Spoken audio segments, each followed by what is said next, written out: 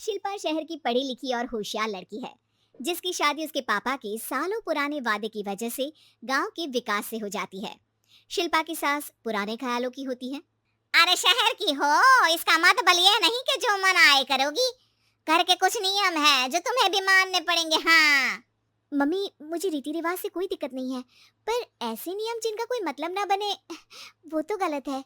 हाय, देखो तो, अरे घर आए एक दिन पूरा नहीं हुआ और सास से जुबान लड़ाना भी शुरू। नहीं हो बहू हो, अपनी हद में रहना सीख लो। हाँ, इतने में विकास भी वहां आ जाता है। माँ, मुझे लगता है शिल्पा को घर रहने की जगह दुकान चलना चाहिए। इसकी नई चीजों की समझ और सोच हमारे बिजनेस के लिए बहुत अच्छी रहेगी। बेटे की बात सुनकर माँ को बहुत गुस्सा आ जाता है।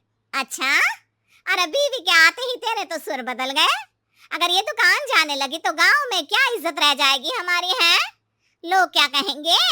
ये कहीं नहीं जाएंगे बस। हाँ, माँ के आगे और कुछ बोले बिना विकास वहां से चला जाता है और सास शिल्पा को घर के कामों में लगा देती है। उसी रात विकास और शिल्पा साथ बैठकर बातें कर रहे होते हैं। मम्मी ऐसा क्यों सोचती हैं कि औरतें कुछ नहीं कर सकती, और उन्हें लोगों की इतनी चिंता क्यों है? पापा की डेथ के बाद माँ ने दुकान संभालने की कोशिश की थी, पर लोगों ने उल्टी सीधी बातें सुनाकर उनका आत्मविश्वास इतना गिरा दिया कि वो कुछ कर ही नहीं पाई और सोचने लगी कि शायद औरतें ये सब कर ही नहीं सकती, इसलिए उनसे भी नहीं हुआ। लोगों की यही तो दिक्कत है, उन्हें अपने से ज्यादा दूसरे की जिंदगी में स्वाद आता है। वैसे लोग जिनसे डरते हैं ना, उन्हें ही तोड़ने की कोशिश करते हैं। आप फिक्र मत करो, मम्मी की सोच बदलने का तरीका है मेरे पास। और अगले ही दिन से शिल्पा अपनी सास की सोच बदलने और लोग क्या कहेंगे के डर को खत्म करने की जद्दोजहद में जुट जाती है। मम्मी, आपको पता है गीता बबीता, अरे जिनके ऊपर दंगल फिल्म भी बनी है। मैं फिल्म बिल में नहीं देखती। हाँ, वो हरियाणा की लड़कियां हैं, दोनों रेसलर हैं। उन्होंने जब ये शुरू किया था ना, तो लोगों ने बहुत बातें बनाई, बुरा भला बोला, मजाक भी बनाया, लेकिन उन्होंने ना किसी की सुनी, ना अपने ऊपर से विश्वास खोया और ना ही हार मानी। और देखो आज किस मुकाम पर है। अरे तो ये सब मुझे क्यों सुना रही है? हाँ, नहीं नहीं, बस ऐसे ही, हमें अपने आसपास की खबरें तो रखनी चाहिए ना। ऐसा कहकर शिल्पा अपनी सास को सोच में डालकर वहां से चली जाती है। अब शिल्पा हर दिन दुनिया के अगेंस्ट अपनी हिम्मत से सक्सेसफुल बनने वाली लड़कियों की कहानी अपनी सास को सुनाने लगती है। इसी तरह कुछ समय बीत जाता है। और माँ, आजकल बहुत चुप चुप रहती हो, सब ठीक तो है ना? बस कुछ सोचती रहती हैं, इसीलिए ज्यादा बोल नहीं पाती। ऐसा क्यों हुआ माँ, कोई दिक्कत है क्या? अरे तेरी पत्नी ही दिक्कत है? मैंने क्या किया? अरे रोज मुझे कुछ समझाने के मकसद से एक नई कहानी सुनाती है, पर खुद नहीं जानती कि मुझे सब पहले से पता है। हाँ, तो फिर दिक्कत क्या है माँ? लोग क्या कहेंगे? अरे उनका तो काम ही है कुछ ना कुछ कहना।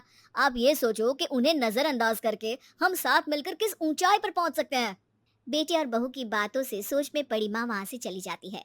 अगली सुबह सबसे पहले तैयार सास आवाज लगाकर बेटे और बहू को बुलाने लगती है। अरे कहाँ सोते पड़े हो दोनों?